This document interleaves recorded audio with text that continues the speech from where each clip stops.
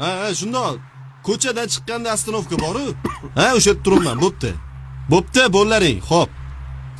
Ukam yaxshimisan? Assalomu alaykum. Va alaykum assalom. Nonga yordam qilib olmaysan? Mayli, mayli. Yurish bormidi deyman.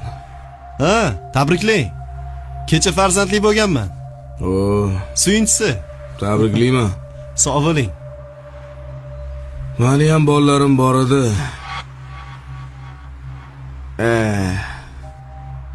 Nima ish qilasan o'zi? Biznes. 2-3 ta joylarim bor. Qiyin emasmi? Yo'q, nimaga qiyin bo'ladi, aka?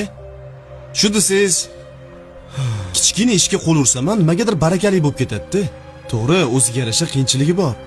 Lekin qanaqadir noto'g'ri tushunmay, so'raganingizga aytdim-da. Ota-onangni rozi qilganmisan deyman. Qo'ldan kelguncha harakat qilaman ularni rozi qilishga, ko'ngillarini olishga. Nimaga unaqa deyapsiz, aka? Chunki men ota-onamni qarg'ishini olganman. Bu dunyoda ikkita inson ishlamasa ham bo'ladi, ukam. Birinchisi ota-onasini duosini olgan odam, ikkinchisi qarg'ishini olgan.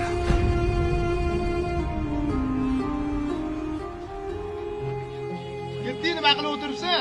Hozir. Mayli, aka, sog' bo'ling.